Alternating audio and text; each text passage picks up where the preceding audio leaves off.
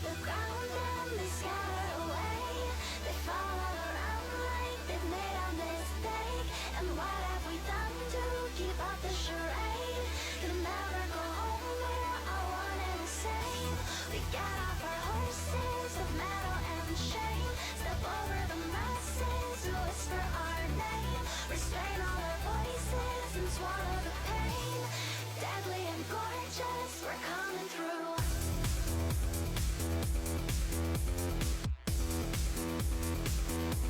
We're coming for you.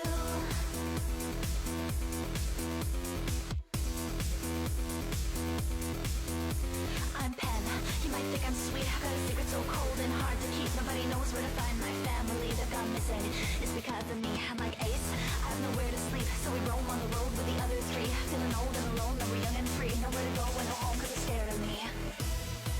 Listen to Vixen, to your cold heart knocking. It's your heart blocking it.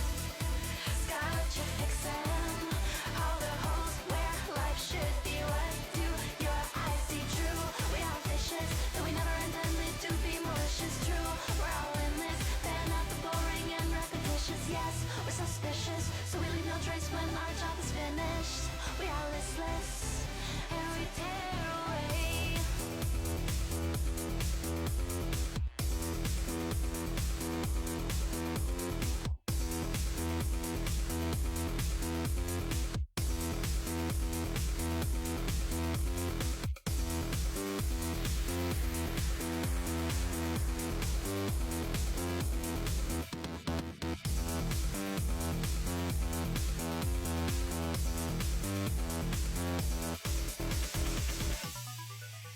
Heavy gets the leather,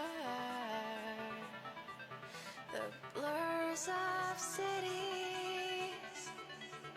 Together we fought wars in our heads, so many more. Real casualties bring us at ease. Nay, just another way to go.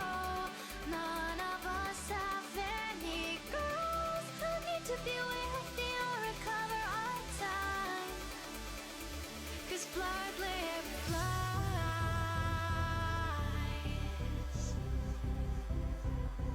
in their own skies.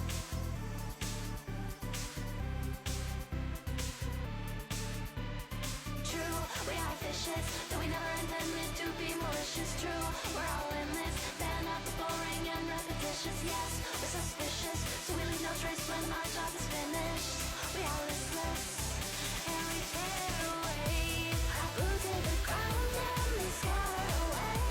They fall all around like they've made a mistake. And what have we done to keep up the charade?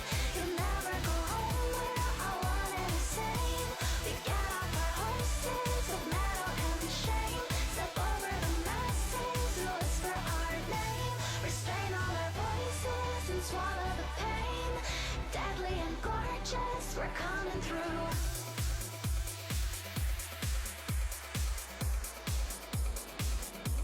We're coming for you.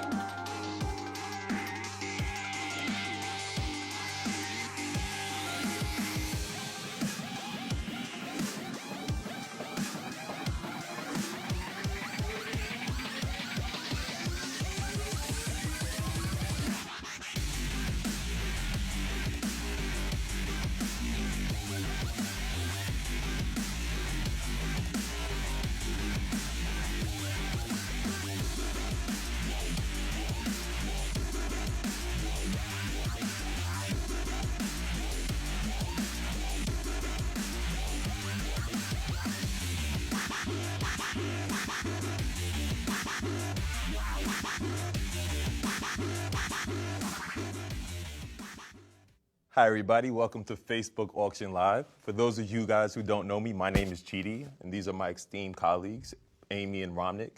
Today, the topic is going to be conversion optimization. So you might be wondering, why did we choose to do this? Well, the reason that is because after speaking to hundreds of advertisers like yourself, we decided that we want to provide you guys with more transparency and more information about the auction. So Romnick is actually going to start with talking about high level what the auction is, the in-betweens of the auction, and then Amy Lee is going to finish with, basically ending with conversion optimization and why that's important. So let's start with Romnick. Romnick. Thanks, Chidi, for organizing this, by the way. So the Facebook feed that I see is very different from Facebook feed that Amy and Chidi see, right? So the ads, the organic, my friends are different, my posts are different. Similarly, the ads that I see are very different. Now, what Facebook is a place where you get personalized content, you also get personalized ads. So that's on the user side. Advertisers also require personalized content in the sense that what they value is different. So for example, CPG advertisers, like Procter & Gamble, Unilever, what they value is slightly different from our gaming clients like Machine Zone, who want app installs, who want people to come onto their websites, so on and so forth. So the Facebook system is optimized to provide the advertiser with a unique audience who they value most. A good example of this is probably thinking about if there was a barber in East Village in New York City, and they ran a conversion optimization ad. So what they ran is very simply, they want people to sign up for events. Like they want people to sign up to come and have a haircut with them. How would that work? So let's say they set up an ad on Facebook, very broadly speaking, targeting all of the US. What Facebook would start by doing is delivering impressions all over the US. So there'll be some impressions in California, there'll be some impressions in Nevada, there'll be some impressions in New York City. Slowly and steadily, we would get to know that the clicks are coming from more people in New York City. And our systems would learn that the value that this barbershop gets is from people signing up for events. So the first part of that is people actually clicking out to their website. So Facebook would learn that they're coming from New York City, and it would converge into those. Now, in New York City, there would be different neighborhoods it would start delivering impressions to, and very quickly realize that people in East Village are the ones that are converting. And within that, it would be like a particular demographics, so on and so forth. So conversion optimization, which is primarily a thing for direct response advertisers, which is an objective which they actually want, hones in on the target audience that is likely to convert on your ads. So in this example, amongst all the people in the US, the people who are most likely to convert on your ads lived in East Village in New York City, and our systems would converge onto those. Now, there are a number of things that you need for that, which would be like learning, and you need to give us data. There are a number of aspects to this, which I'm going to allow Amy to talk about. Sure. Thank you for the intro, Romnick, about sort of how our system collects information and uses that on behalf of advertisers and consumers of the Facebook platform. Super excited to talk about conversion optimization today, just because it's quite simply one of the most powerful solutions we offer to advertisers, agencies, and other partners who are interested in driving sales or events on their websites or on their mobile apps, right? It's pretty much like a basic tool in the toolkit we offer here. So let's see. When you have the goal of driving events on your website or your mobile app, going to Facebook, you're ready to set up an ad. Facebook, one of the first things we ask you to do is select an objective for your campaign. And so hopefully here you're selecting traffic or website conversions, for example. The second most important thing to do if you are interested in driving online sales, online events, app events pertaining to your mobile app, is to make sure you're selecting the right optimization goal for your ad set. So if you're in our creation interfaces, for example, you'll see a delivery section, a section that says optimization for ad delivery, and you've got a pull-down menu. So say, okay, you're interested in driving, website conversions. You've selected that as your campaign objective. Now in your in your ad set, underneath that campaign, you're going to select as your optimization goal conversions. That is the first step in leveraging sort of the power of our optimization systems, right? So if you select conversions, then our delivery system can actually understand what's most important to you, understand the types of people in your target audience on Facebook who are converting on things like what you're promoting or things like it, and then specifically, intelligently decide who to show ads to among the people in your target audience, kind of honing in on those people who are more likely to convert.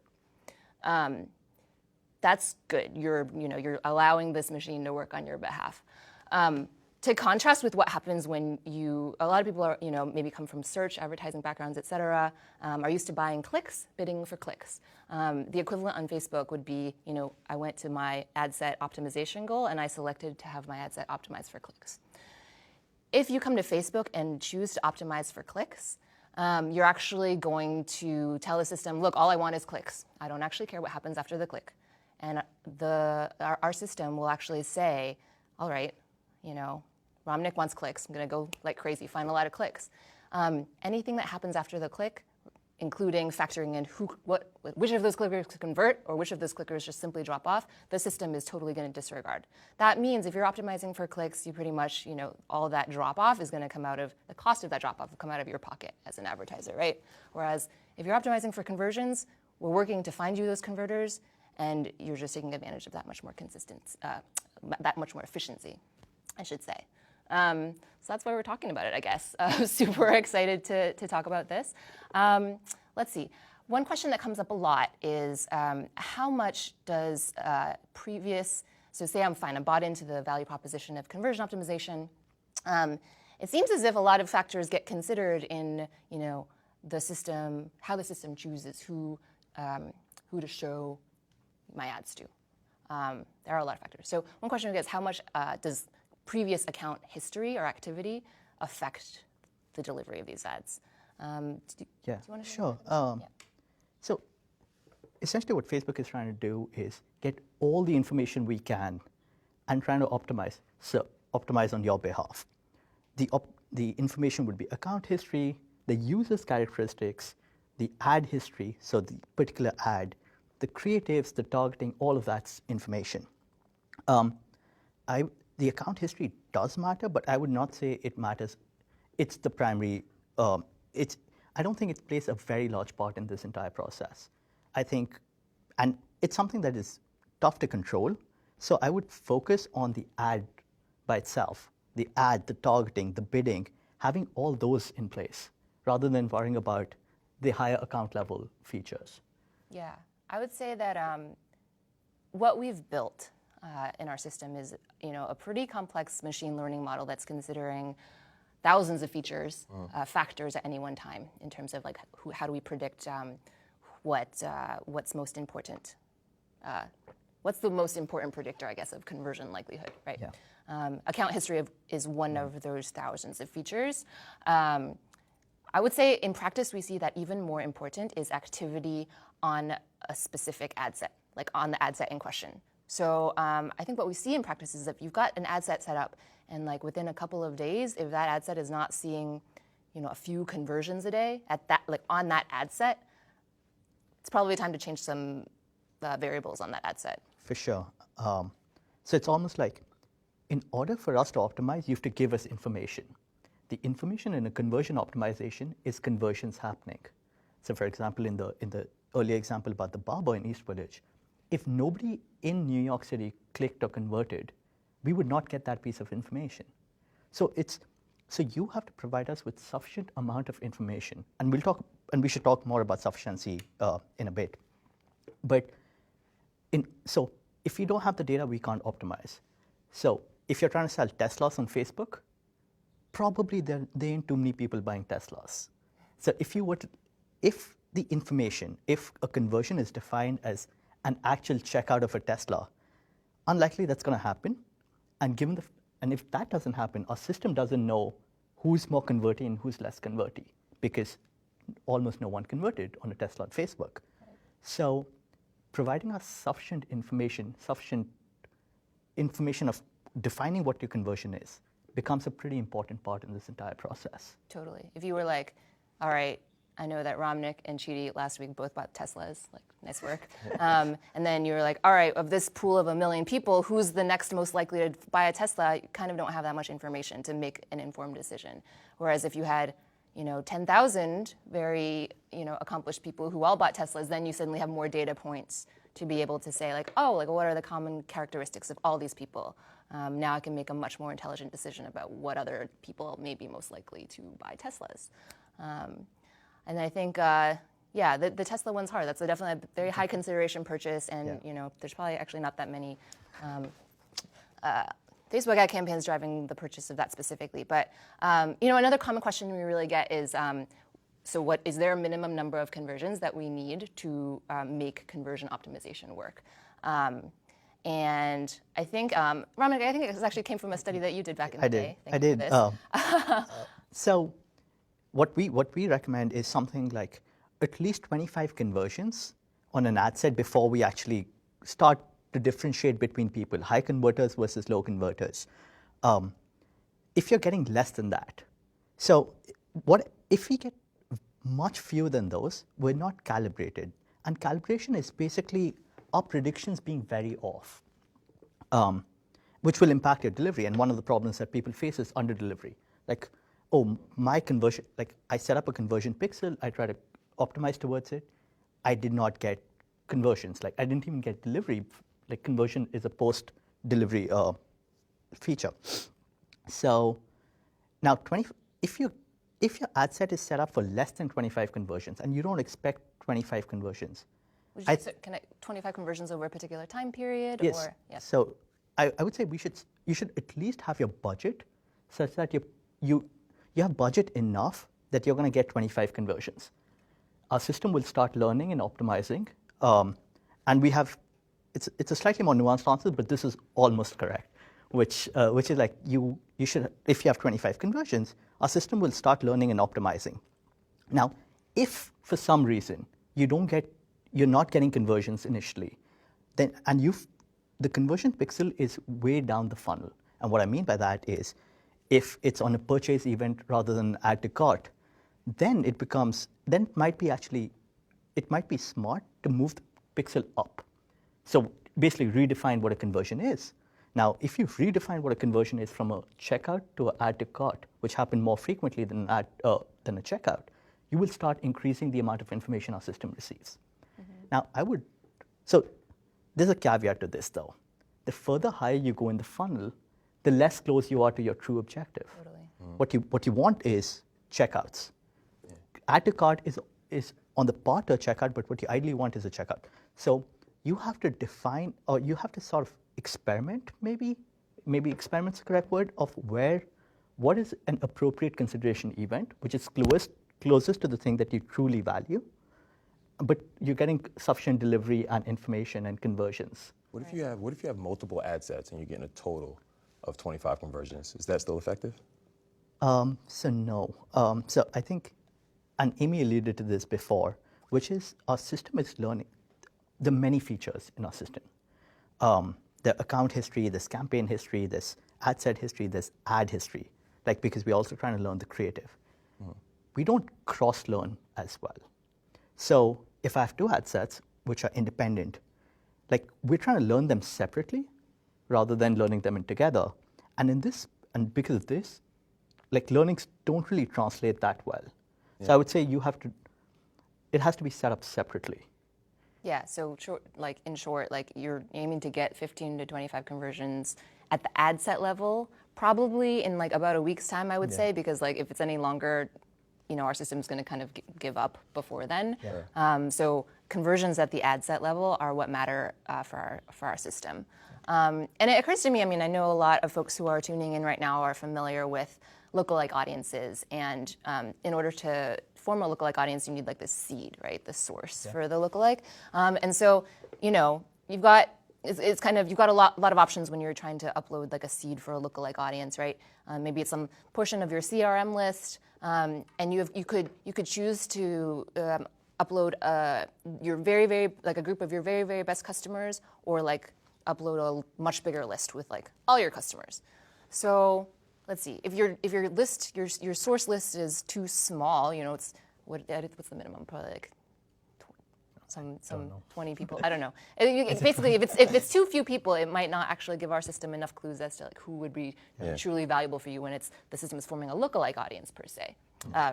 For example. But yeah, if that seed, so then, you know, maybe you want to include more of like, not just your very, very top VIP customers, but like your VIP plus like the next level of quality customers. And that might be a very fruitful seed for a lookalike audience.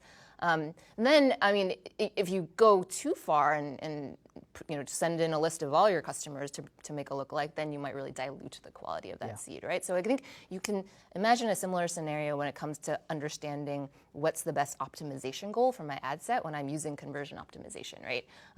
I would love to, if I have enough data, set as my optimization goal that early downstream event, maybe that really like important purchase that I value the most. But if it's only happening a couple of times a week, and it's impossible for me to kind of set up an ad set so I can capture, you know, 25 of that particular conversion on an ad set in a week, then it's time to say, all right, well, what else can I use as my sort of seed, my optimization goal? And it could be, maybe it's that next event up, maybe it's an add to cart event or a registration event. Then you keep going all the way up the funnel, though. You get more and more data to use as the seed, but you kind of lose out on that quality too. And that, I mean, the extreme side of that is we move all the way up and start optimizing for clicks, and like you can imagine all the quality that you've sort of lost in that maneuvering. Lots of example. So I have an iPad right here because, you know, there's a whole bunch of questions that are being asked by our audience, and I'm just looking through the questions right now. Before I actually go into the questions, I want everybody to take a moment and actually like this video right away, because we want to definitely follow up with everybody after this video, and we have a couple of links towards the end of this video that we're going to post. So the first question is basically, you know, there's manual bidding, there's automatic bidding. How do you decide which one is the right one to use at the right time? Sure. So let's see. Just to differentiate between the behavior of automatic bidding and a manual bid, I know we have a couple of types of manual bids that you can use. A manual bid basically allows you to signal to our system exactly how much you value a particular event, how much you value that event that you've set as your optimization goal. So say you're optimizing for conversions, as we are promoting pretty strongly here, and you say, look, I'm interested in driving sales on my e-commerce site. I don't want to pay more than $50 for any sale. That suggests that you should set a manual bid. Give us that $50 threshold in some way. We've got two options for setting a manual bid today when you're optimizing for website conversions. And those are, you can set an average bid or you can set a maximum bid. So when you set an average bid, you're kind of giving our system direction that, look, you want as many conversions as possible such that your average cost per action nets out at $50, say, if you gave us that $50 average bid. So from the time you set that $50 bid, like from that point forward, our system's going to be like, all right, well, we know that Cheedy kind of has this in mind. We're going to try to show ads to people to kind of maintain average CPA at $50. Like Ramnik, you talked a lot about, you know, more data helps our system make better predictions. So in early days of you setting up a new ad set, setting that live with the $50 average bid, you might see more cost, you know, average cost volatility in the beginning. But as more conversions get captured on the ad set, you should see that average CPA start to net out at that $50 level. That's what average bid does.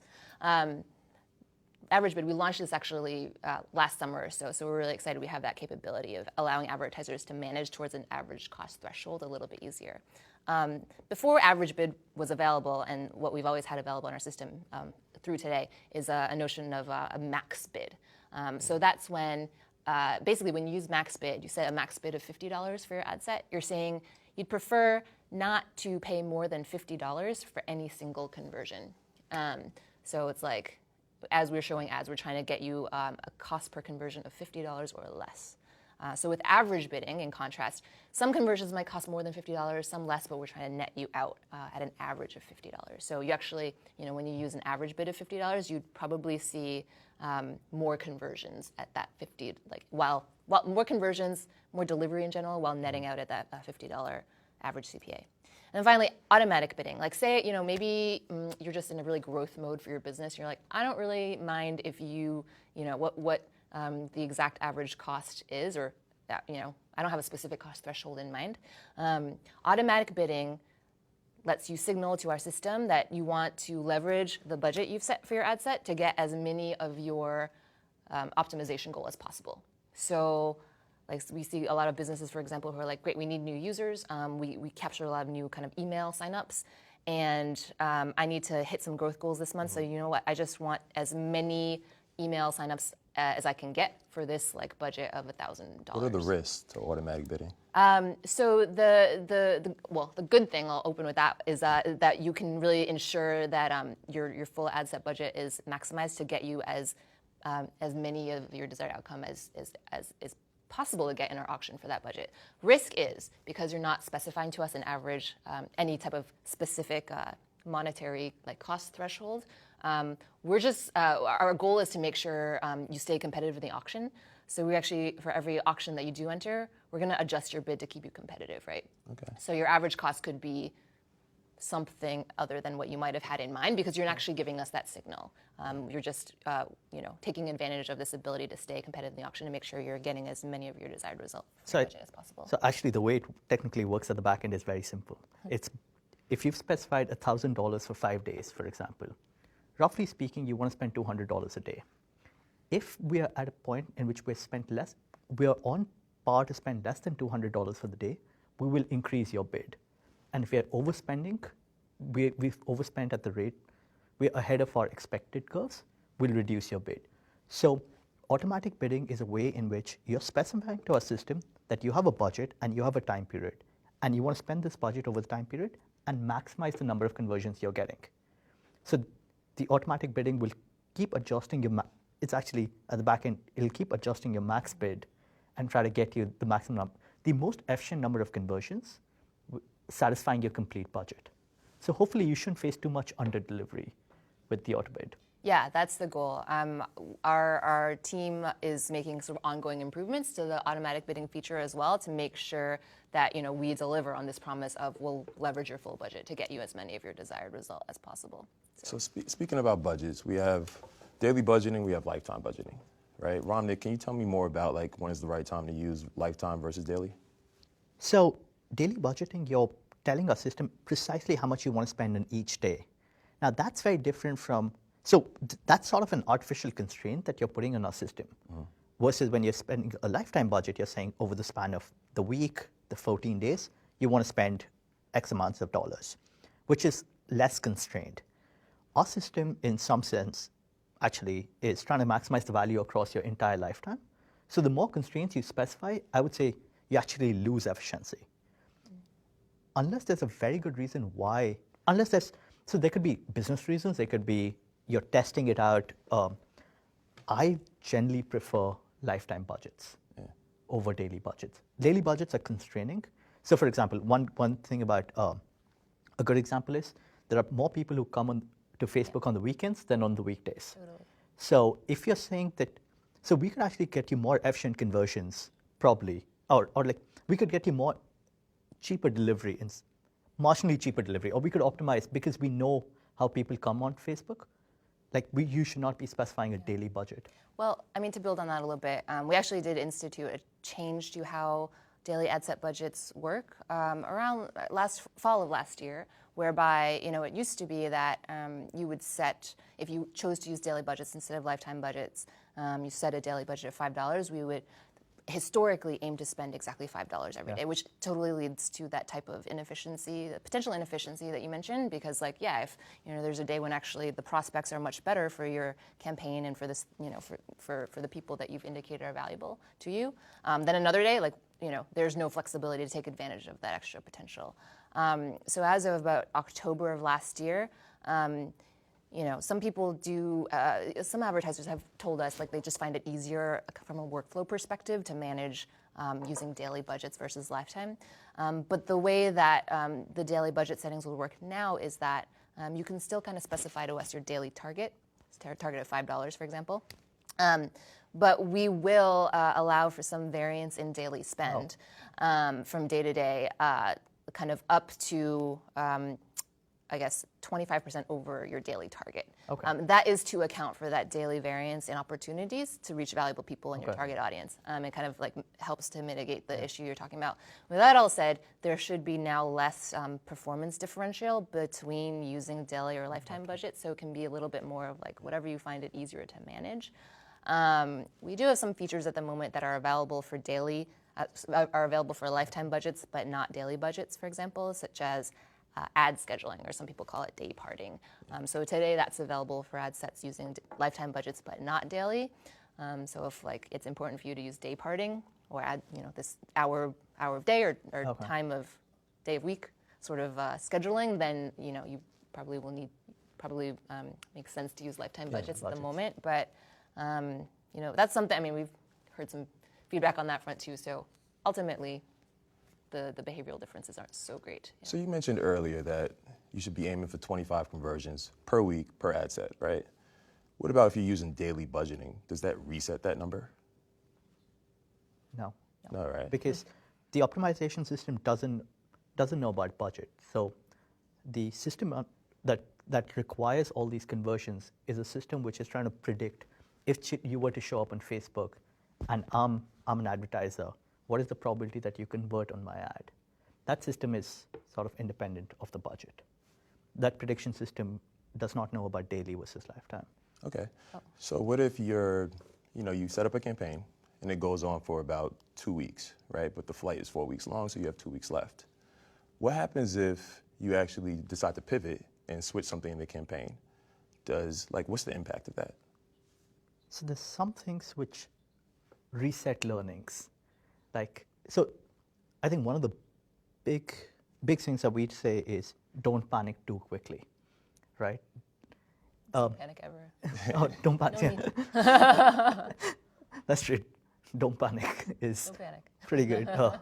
So there's some things which will reset learnings. And what we mean by that is it constructs a new object ID at the back end, which is slightly technical. But stuff like if you change your creative, if you change your targeting, if you change your optimization, all of that will it'll reset some of our features. So as we discussed initially, there are like multitude of features that we have. Account history, campaign history, ad set history, ad ID history, lots of other features. Some of those will get reset. So if you panic too quickly and make too many changes, it actually adversely affects you. Now, there's a flip side to this, that you're not getting conversions at all, and you need to actually redefine what your conversion event is. So I think it's a little bit of a song and dance between these, like not changing anything versus making changes way too frequently.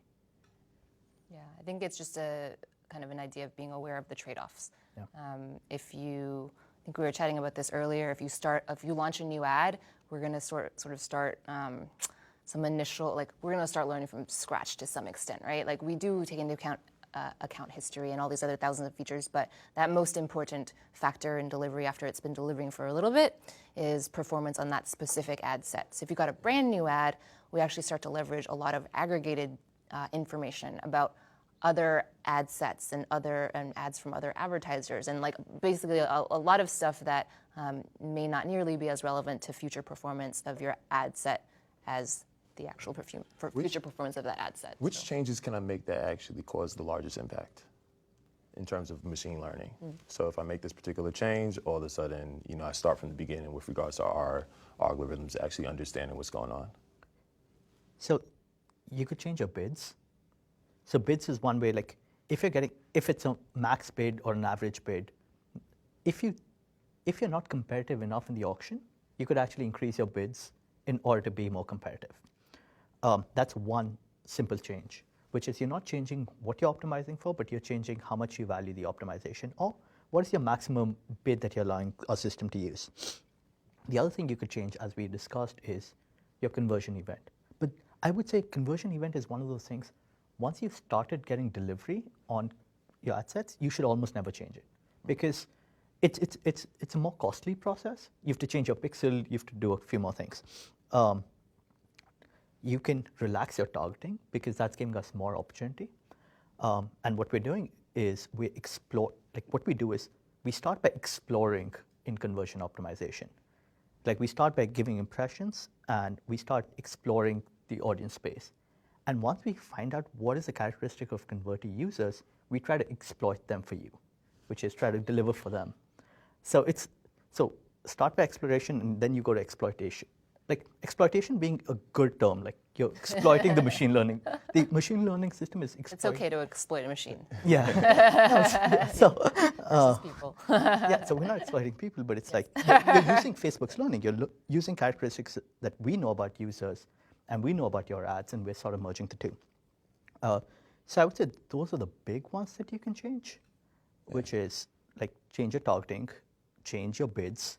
Like targeting and bids will get you like most of the way there. For a very, very high consideration event, or I would say even for, then you should reconsider what you define as a conversion. Yeah, I like those what you kind of mentioned there. I mean, I think we think, I guess our system depends a lot on constraints, right? And like, bid and budget, the bid and budget that you set on your ad set are actually constraints. Like you're saying like, where, of all these people on the Facebook platform, like who am I allowed to talk to find this event that I really value? And so if you set your bid sort of, lower than you actually might value a conversion just because you're like, oh, well, let's see what I can get for this cost. You're really just saying, all right, let's eliminate all of these people that I can potentially talk to or like get to convert on my website. Same with targeting. If you get too, we have a lot of really powerful targeting features on our platform, certainly, but if it's too narrow, then you're actually, not only are you telling us who you can talk to, but you're telling us who we cannot talk to at all. I think that's a very crucial point. Yeah. Like targeting is basically you telling us that who has a probability of 0 of conversion. Like Facebook don't even try to explore in that domain. And people you're targeting are the people that you want conversions from. Right. Yeah, and so if you were, if you were maybe marketing like an alcoholic beverage, then in the U.S. you would want to make sure like people under the age of 21 they should not be providing value to you for this particular good. So like, fine, eliminate them. That is a good use of targeting. But if you're saying like, oh, like I'm marketing, I'm trying to sell yoga gear on my website. Look, I think I'll target. I'll use like Facebook interest targeting. I'll target like yoga and Pilates. They might want some yoga pants and some other keywords. That's a great starting point. But I think the way that our platform puts people in each of those interest categories is pretty. It's a pretty black and white thing too. We're like, oh, these people have liked other pages about yoga and things like that, and it's just so it is a finite group of people. Could there be anyone on the Facebook platform that falls outside of these like discrete pools of people that Facebook's arbitrarily kind of said are interested in yoga? Potentially. Sure. And so for example, we've got a new feature called expanded targeting, which is like a one check box, like one check feature in the creation flow, which says, look, you can start with interest targeting, but I'm going to check this box off and say, if it can actually lower my costs per conversion, you can, consider showing my ad to people outside this target audience. And that could be a great thing, right? Because then suddenly I can sell a lot more yoga pants that way, potentially, test it. But that's one avenue where we're saying, look, like, maybe you can consider softening your constraints in order to get more of that thing that you're trying to drive with your Facebook ads. For sure, yeah. If you're just joining us, don't forget, please like the page, like the video. Right now, Amy and Ramnik, we're talking about conversion optimization, but I'm hearing a lot of targeting, so it sounds like a good topic for the next one. So this is the next question. Considering Valentine's Day is less than 2 weeks away, right?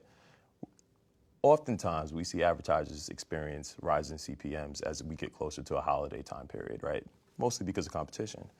But in terms of strategy, can you give some insight onto how to look at that situation and the relationship between rising CPMs and CPA? Do you want to take that one? Do you have any? I So just talk, but I feel like you might have more. So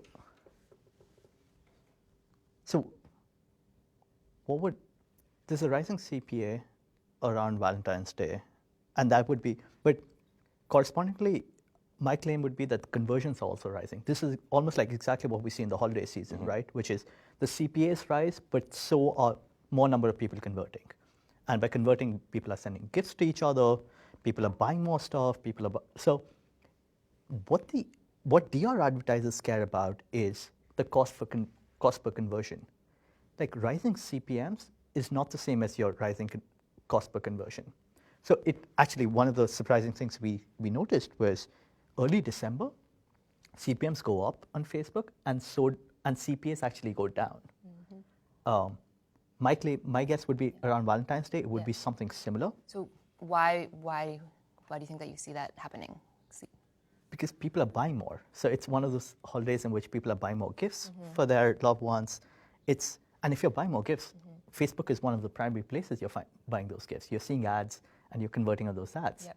So Totally. So actually, can you speak to some implications then about whether if you're seeing CPMs rise, generally competition rise, and you're actually bidding on the event for the event you care about using conversion optimization or like something else? Yeah. So the competition's rising now, which also means that so what we're trying, either we are predicting appropriately what the conversion rate should be, which is higher for you, in which case your bid won't change.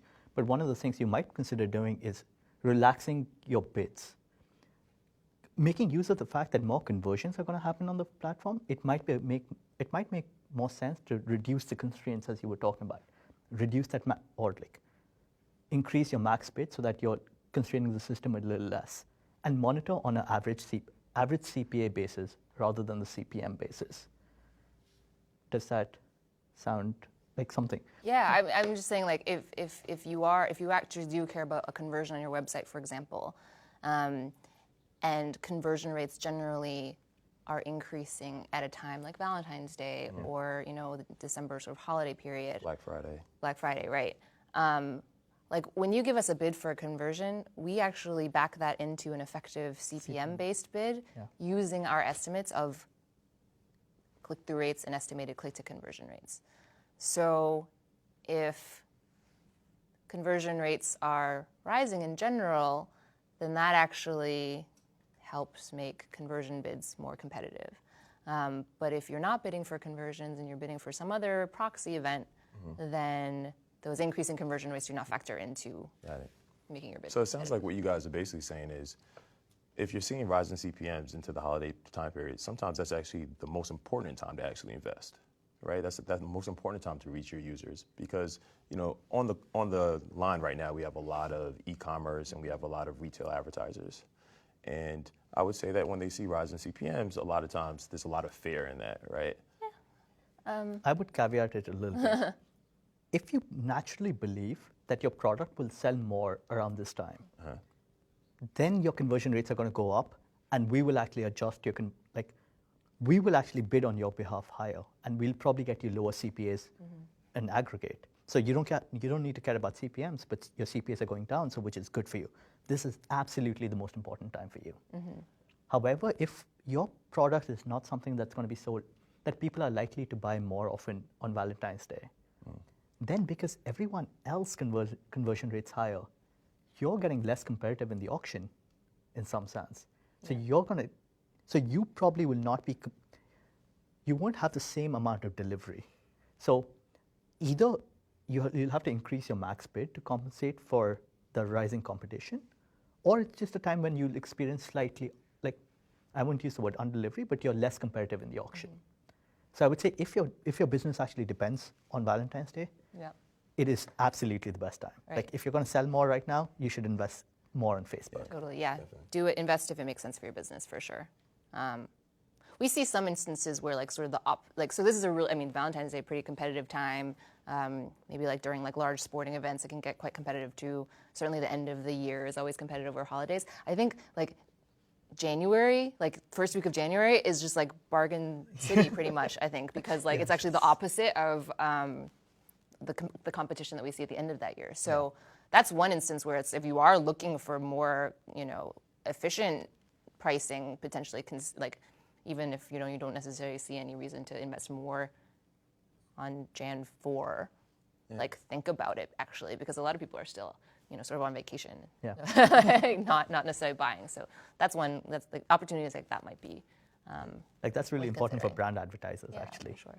And different regions might be impacted differently as well, right? Because it's all about supply and demand. Yeah. Okay, so just to pivot a little bit, relevance score, right? We hear relevance score all the time. I've spoken to several advertisers and they want to know, how they should use relevance score, right? Like when is it the right time to use it? When is it not the right time to use it? How to interpret it. Can you guys shed any light on that? Sure. Look, we get a lot of questions about sort of how does relevance score factor into my performance in the auction. I want to clarify that relevance score describes some of the, we consider how interesting your ad might be to an individual in your target audience when we enter you into a particular auction. We also consider, so we'll leave it at that. Relevance score is a measure of how interesting your ad is predicted to be to people in your target audience compared to other ads targeting the same people in that audience. It's like a very aggregated sort of metric, just kind of a ranking metric, right? So we kind of say, all right, well, everyone gets a score of 1 to 10. If you get 4, relevance score of 4 for this particular ad, 60% of ads are actually seemingly more interesting to different people in your target audience. Okay. That is not some direct, like that number doesn't factor into the auction directly anyway. It's sort of, relevance score is a descriptive metric that describes like kind of in a little bit of an abstracted way how interesting your ad is. So it's meant to be a bit of a directional metric, honestly. Got it. So what if I get like a 4 today and then 2 weeks from now I get a 6?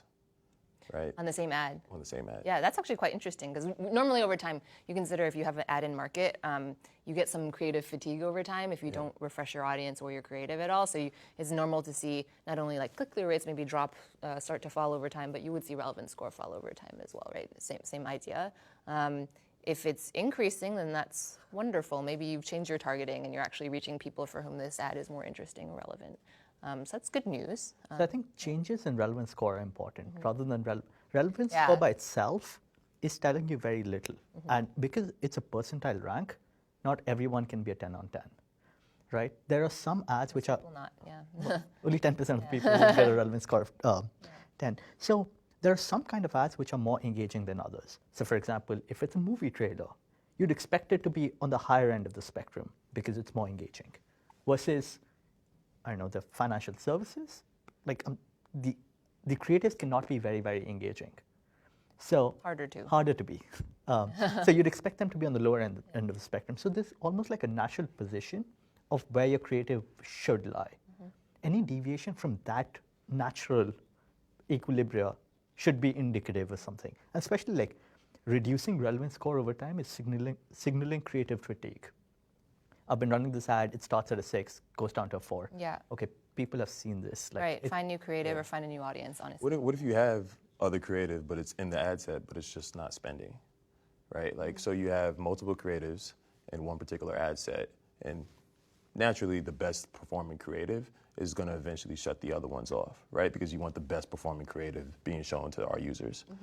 What about that second and third creative? Like when you're experiencing creative fatigue with the first one, do you then just say, okay, well, let me move the second one up into the first slot? Is the question, should you do that in like sort of manual way versus, I mean, it's an interesting question. I think like when you talk about relevance and creative fatigue, it's a function of both the actual creative asset as well as the target audience you're using. So imagine if you saw like 3 ads for a t-shirt company and a t-shirt company has 3 different creative in the same ad set marketing t-shirts, and they're like slightly different colors or something like that.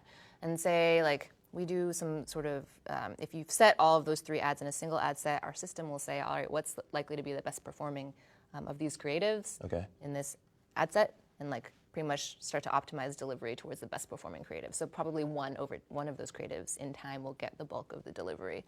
Cool, and like you've targeted the same audience of teens or something for 3 weeks. Say you start to see like a declining click-through rate, declining relevance score, a sign of creative fatigue, like in the purple ad creative, the purple t-shirt ad was like serving most of the ads. Like you could probably, pause the purple ad and like leave you've got a blue and an orange like t-shirt ad still in that ad set and see if one of those starts running. You might see like a bump, like a temporary, bump in performance, but then ultimately you're still like showing the same t-shirt ad to the same group of teens, many of whom have already seen it, many of whom probably the ones who are going to buy t-shirts like did it already. So then it's like at that point, it's not just a creative issue potentially. Like maybe you've already sent that same message to that audience too much. Okay. Well, I have one final question, unless there's any more questions by the audience. So this is actually a really important question. Does overlapping audiences impact optimization and delivery? So in some sense, it does. So it's a slightly nuanced answer. Let's say I have two ad sets which are overlapping on 90% of the audience. What we will do is, we will, like for every person in that overlap, we will choose one of the two ads and take them further in the auction. Like we will take them into consideration. So never are you competing with yourself in the auction. And this is the number of reasons why you don't want to compete with yourself. So what ends up happening, the impact of this huge overlap would be that your audience size, if you thought your audience size was 200 people, let's say they're 100 and 100, it's actually more like 110 people with 90 people overlap and 10 unique people. So in some sense, overlap is going to constrain your audience. Now, that becomes a factor if you're sort of relying on the edges. If you have multiple ad sets which are running against US or like broad US audience, the overlap doesn't matter as much. Like because there's like the audience size is not constraining at all, it won't matter as much. If that like very, very small audiences and you think you're targeting like more people than you actually are, then it becomes a problem. So our system, essentially what it does is for everyone who's in the overlap, we pick the one we think is the most appropriate ad amongst all your ads and just drop all others and take that forward in the auction. Okay. So it may or may not matter. Yeah, it's harder for you to deliver the full budgets on two ads if the audience is on two ad sets, if the audience for those two ad sets is exactly the same. Like if they're totally different and the same size, then there's more people that you or if it's like a broad enough audience, we'll still deliver. Totally, exactly. On the optimization side, there's an important consideration that ties back to what Ramnik and I were talking about with respect to if you're using conversion optimization and our system is making sort of those estimates about who's most likely to convert on your ad, we are almost entirely relying on conversion information at the ad set level. So if you've got two ad sets instead of two ad sets with a budget of $100 rather than one ad set with a budget of $200, targeting the same audience, then and say like, maybe you're bidding your conversion that you're optimizing for is worth $20. On each of those, if in the two ad set scenario, you have the potential only of reaching, you've a likelihood of probably getting around 5 conversions per ad set.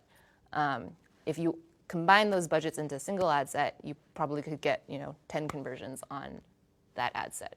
And in the second scenario, we have one ad set. We're able to make a lot better predictions about likely converters than we could in that scenario where you have two ad sets. Does that make sense? That makes a lot of sense. So there needs to be good reason why there's overlap in your audience. Sure. If not, like you should try to get rid of the overlap and just consolidate learning. Consolidate, it's easier to manage. It's better for our systems. You don't dilute the learnings. Mm-hmm. Yeah. It's just. And you're also consolidating budget.